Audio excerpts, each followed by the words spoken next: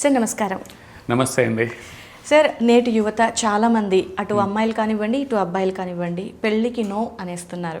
మామూలుగా ఏమంటాం, నేటి బాలలే రేపటి పౌరులు అంటాం. సో మరి ఇప్పుడు వీళ్ళు పెళ్ళి వద్దు పిల్లలు వద్దు అని అంటే ఇన్ ఫ్యూచర్ ఇంకెవరుంటారు? సో ఎందుకు అసలు అంటే ఇప్పుడు వద్దంటున్న యువతకి, పెళ్ళి వద్దంటున్న యువతకి మీరేం చెప్తారు? అంటే పెళ్లి చేసుకుంటే ఏమైనా లాభాలు నష్టాలు ఉన్నాయా, లేదంటే పెళ్లి చేసుకోకపోతే లాభాలు నష్టాలు ఏమైనా ఉన్నాయా? అంటే what you say? Okay, me question నేను సింప్లిఫై చేస్తాను. Okay sir. ఇది బిజినెస్ ట్రాన్సాక్షన్ కాదు, లాభాలు నష్టాలని ఆ యాంగిల్లో తీసుకెళ్ళాను నేను. అలాగే ఇప్పుడు పెళ్లి చేసుకోబోయే వాళ్ళకు సోషల్ రెస్పాన్సిబిలిటీ, సొసైటీ ఏమవుతుంది, ఫ్యూచర్ ఏమవుతుంది అని చెప్తే కూడా ఎవరు కనెక్ట్ అవ్వలేరు. సో సొసైటీని పక్కన పెడదాము, లాభ నష్టాలు బిజినెస్ని పక్కన పెడదాం. Will come straight away to personal, రిలేటబుల్గా, పర్సనల్గా. ఇప్పుడు ఏంది, పెళ్లి చేసుకోవాలా చేసుకోవద్దా అని ఒక వ్యక్తిగతమైన personal choice and personal decision. End of the day we have to respect it. So నేను చెప్పేది ఏంటంటే, పెళ్లి చూసుకోమని చెప్పట్లేదు, చేసుకోవద్దని చెప్పట్లేదు. End of the day you have to take a call. మీకు అవేర్నెస్ ఇవ్వడమే నా బాధ్యత as a coach, as a relationship కోచ్గా. సో ఇక్కడ ఏంటంటే, కొంతమందికి పెళ్లి చేసుకోకపోవడానికి జెన్యూన్ రీజన్స్ ఉంటాయి, చాలా రీజన్స్ ఉంటాయి. బట్ ఆ రీజన్స్ కూడా దెర్ ఆర్ సమ్ మిటిగేషన్స్. ప్రతి రీజన్ కూడా మళ్ళీ అధిగమించవచ్చు. ఎందుకంటే వాళ్ళు బిలీవ్ చేసిన నమ్మకాలు, మెంటల్ బ్లాకేజెస్ కొన్ని ఉంటాయి. పెళ్లి చేసుకుంటే ఇది ఇది ఇది అని డాట్స్ ఉంటాయి, ఏవో కండిషన్స్ ఉంటాయి, ఈ నష్టాలు ఉంటాయి అంటావు. ఆ నష్టాన్ని చూస్తారు కానీ దాని వెనకాల లాభాలు కూడా ఉంటాయి. సో పెళ్లి చేసుకుంటే లాభము నష్టం రెండు ఉంటాయి. ఇప్పుడు లాభం ఏంటంటే దెర్ ఆర్ లాట్ ఆఫ్, మాట్లాడుకుందాం లాభాలు ఏంటంటే, నష్టం కూడా ఉంటుంది. సో పెయిన్ అండ్ గెయిన్ రెండు ఉంటాయి. పెయిన్ పెద్దదా లేదా గెయిన్ పెద్దదా, ఇది వాళ్ళు చూసుకోవాలి వ్యక్తిగతంగా. తన వరకు వస్తే పెయిన్ పెద్దగా ఉంది, గెయిన్ చిన్నగా ఉంది అంటే that's their choice, they can take, చేసుకోకపోవడం. గెయిన్ చాలా పెద్దగా ఉంది, పెయిన్ చిన్నగా ఉంది అన్నప్పుడు వెళ్ళిపోవాలి. ఇప్పుడు చూడండి, మన లైఫ్ని కాపాడే యాంటీబయాటిక్ కావచ్చు, ఔషధం కావచ్చు. మనకు అప్పుడప్పుడు సిక్ అవుతుంటాం, అప్పుడప్పుడు వైరల్ ఫీవర్ వస్తుంటాయి. యాంటీబయాటిక్ వేసుకునేటప్పుడు కూడా, యాంటీబయాటిక్స్ వేసుకున్నప్పుడు, సర్జరీకి వెళ్ళేటప్పుడు కూడా there is a risk factor. Antibodies కొంచెం సైడ్ ఎఫెక్ట్స్ రావచ్చు, పనిచేయవు, బ్యాక్ఫైర్ అవుతాయి. సర్జరీలో కూడా రిస్క్లు ఉంటాయి, అనస్థిషియా రిస్క్ ఉంటుంది. సో అక్కడ డాక్టర్లు ఏం చేస్తారు, లైఫ్ సేవ్ చేసేటప్పుడు కూడా రిస్క్ అండ్ అసెస్మెంట్ ఉంటుంది. లాభము అంటే పెయిన్ గెయిన్ రెండు ఉంటాయి, ఎంత నష్టం ఎంత లాభం అనేది. It's not a business, pain gain అంట నేను యాక్చువల్గా. లాభం నష్టం అంటే బిజినెస్ ట్రాన్సాక్షన్ నెంబర్స్కి వెళ్తుంది, పెయిన్ గెయిన్ అనేది పర్సనల్ అయిపోతుంది. So will use pain and gain. So ఇక్కడ నీకు గెయిన్ ఎక్కువ ఉన్నప్పుడు దే విల్ గో, ఆపరేషన్కి వెళ్తారు, నొప్పి అయినా పర్లేదు, అనస్థీసియా సైడ్ ఎఫెక్ట్స్ ఉన్నా పర్లేదు, ప్రాణాలు ఇంపార్టెంట్ అని చెప్పేసి వెళ్ళిపోతుంటాం. సో ఇక్కడ వ్యక్తిగతంగా మీరు తీసుకోవాలి. చాలామంది పెళ్లి చేసుకోకపోవడానికి రీజన్స్ గురించి మాట్లాడదాం, జెన్యూన్ రీజన్స్. ఫస్ట్ రీజన్ ఏంటంటే, పెళ్లి చేసుకుంటే స్వేచ్ఛ, ఇండిపెండెన్స్, ఫ్రీడమ్ పోతుందని చాలా మంది అనుకుంటారు. To an extent that is true, ఉంటుంది. ఫ్రీడమ్, స్వేచ్ఛ కొంతవరకు పోతుంది, but they will get other bigger options, వేరే కూడా ఉంటాయి. ఎవరికి పోతుంది అంటారు సార్? ఇద్దరికి పోవచ్చు. అమ్మాయికి ఇప్పుడు చూడండి, మీరు వెళ్ళి అబ్బాయిని అడగండి, పెళ్లి అయినాక నా ఫ్రీడమ్ పోతుంది, బ్యాచులర్ పార్టీ ఎంజాయ్ చేస్తారు, ఈ రోజే లాస్ట్ నా ఫ్రీడమ్ అంటారు. అమ్మాయి కూడా అలాగే ఉంటారు. సో ఇక్కడ సైట్స్ తీసుకోవడం కాదు, పోవడం అనేది టు అన్ ఎక్స్టెంట్ మనం ఆ లెన్స్లో చూస్తే అలాగే ఉంటుంది. బట్ ఫ్రీడమ్ పోతుంది కానీ you are also gaining the other things, other జోన్లోకి వెళ్తున్నారు మీరు. So you are getting lot of other benefits and వేరే జోన్లోకి వెళ్తున్నారు. ఒక ఫ్యామిలీ బాండింగ్, ఒక లెగసీ క్రియేషను, పెళ్లిలో ఉండే లాభాలు చాలా వస్తున్నాయి, దాని గురించి తర్వాత మాట్లాడదాం. సో అది 100% రైట్ కాదు, ఫ్రీడమ్ పోతుంది అనేది. మన పర్సెప్షన్ అలా ఉంటే ఫ్రీడమ్ పోతుందంటే పోతుంది. We can create more freedom.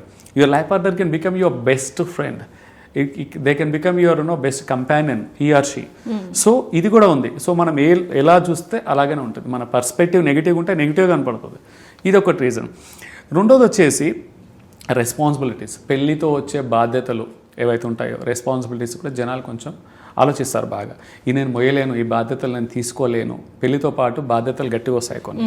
Parenting కావచ్చు, like life partner well being చూసుకోవడం కావచ్చు, లైక్ హౌస్ వైఫ్ అయితే లైక్ ఇల్లుని మేనేజ్ చేయాలి, ఇన్లాస్ని మేనేజ్ చేసుకోవాలి. ఈవెన్ అబ్బాయి కూడా ఈ మధ్యలో అన్ని like they are also supporting each other. ఇద్దరు వర్కింగ్ అయినప్పుడు ఇద్దరు కలిసి వేసుకుంటున్నారు. జెండర్ రోల్స్ ఇవాల్వ్ అయినాయి. అత్తమామలను చూసుకోవాలి, ఇద్దరు అత్తమామలు ఒకరినొకరు చూసుకోవాలి. ఇప్పుడు అన్ని రెస్పాన్సిబిలిటీస్ ఇద్దరికి వస్తాయి. సో ఈ దానికోసం కొంచెం వెనక ఆలోచిస్తుంటారు.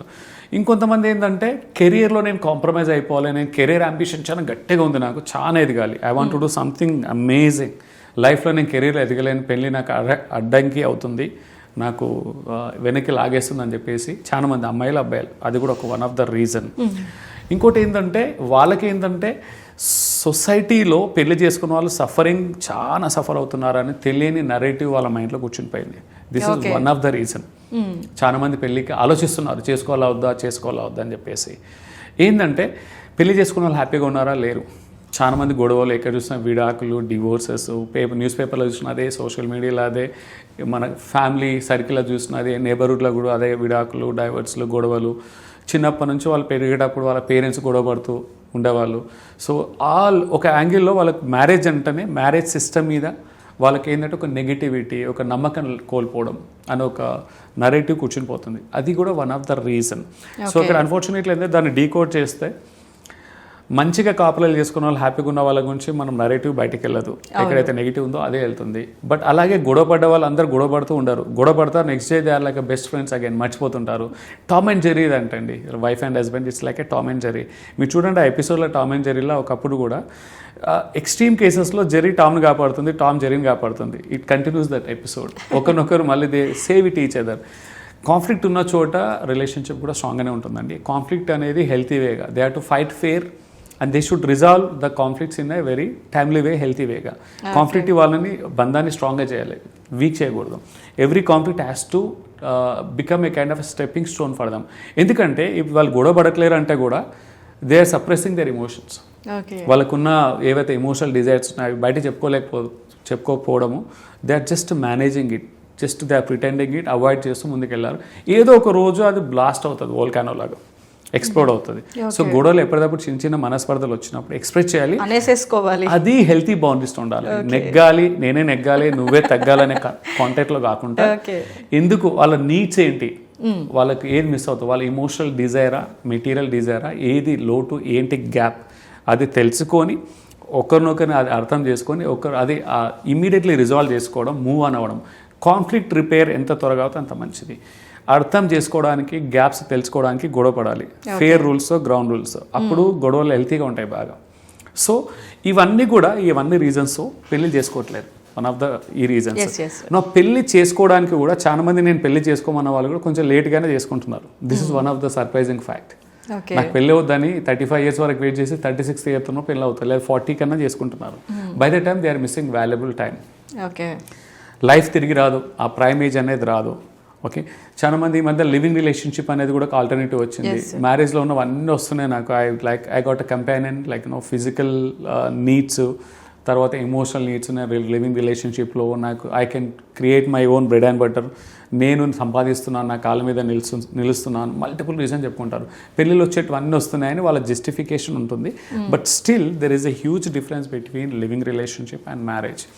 పెళ్ళి చేసుకున్న వాళ్ళకి, చేసుకోని వాళ్ళకు there's a huge gap over a long term. టెంపరీగా తెలియదు, బట్ ఇమీడియట్గా తెలుస్తుంది.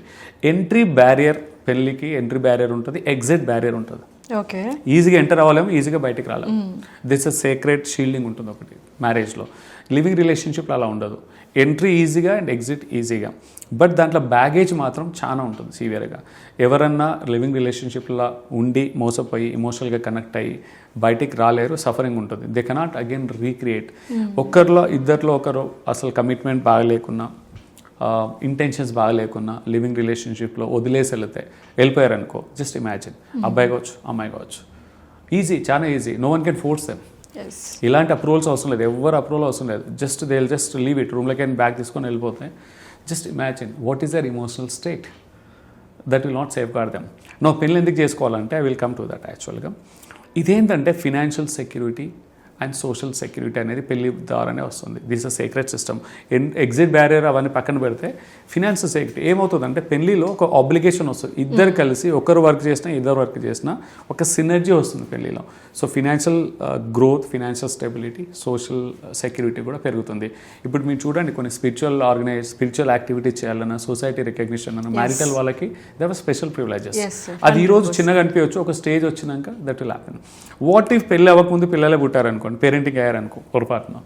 So just imagine how it creates impact on the child as well. Parenting, legal parenting కావచ్చు, ఫాదర్, మదర్, బర్త్ సర్టిఫికేట్, చాలా ఉంటాయి. So there are lot of other things. So societal validation ఉంటుంది.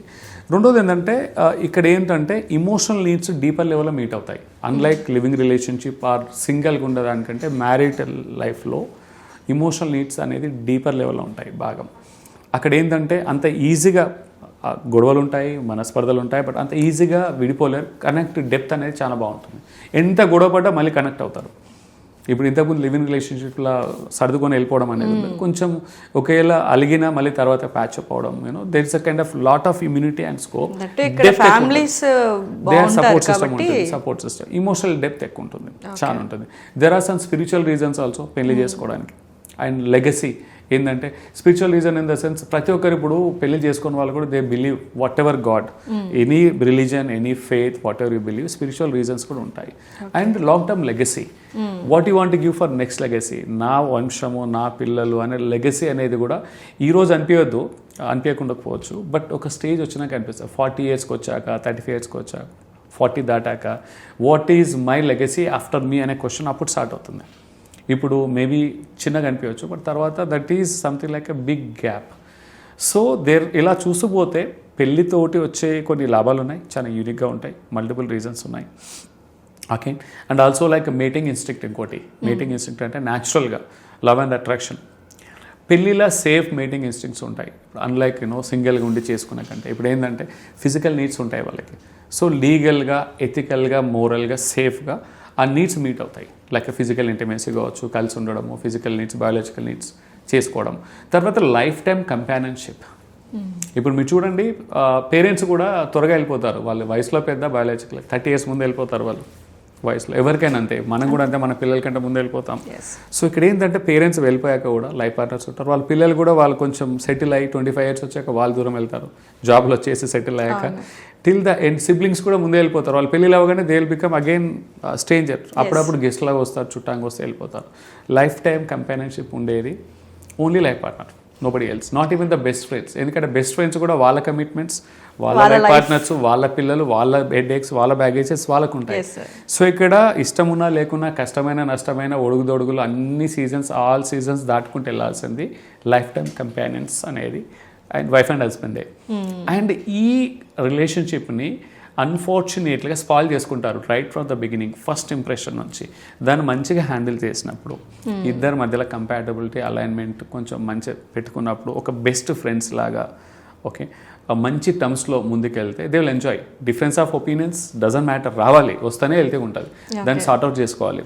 And ఒక best friends లాగా కంపెనీలో ఒక common పర్పస్తో ముందుకెళ్తే financial growth ఫాస్ట్గా అయితే ఇద్దరు వర్క్ చేస్తారు, ఫినాన్షియల్ ఫ్రీడమ్, ఫినాన్షియల్ సెక్యూరిటీ బాగుంటుంది, అన్ని రకాలుగా they prosper it. And this is not tried and tested. కొన్ని వేల సంవత్సరాల నుంచి ఒక మ్యారేజ్ అనే సేక్రెడ్ ఇన్స్టిట్యూషన్ అనేది ఎప్పుడో ఫామ్ అయింది. ఇది మన దగ్గరే కాదు, ఏన్షియంట్ విజ్డమ్లో మన ఇండియాలోనే కాదు, ఏషియన్ కంట్రీస్లోనే కాదు, ఈవెన్ ఇన్ వెస్టర్న్ కంట్రీస్లో కూడా మీరు చూడండి, marriage system still prevails, it will remain.